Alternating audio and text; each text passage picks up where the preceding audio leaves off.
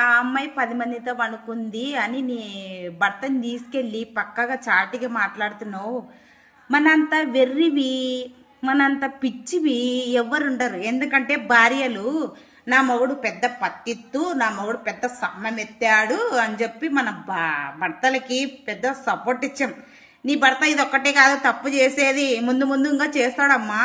ఇప్పుడు ఆ అమ్మాయిని పబ్లిక్కి వదిలేసి ఇంత ఇది చేసి పడింగేసావు.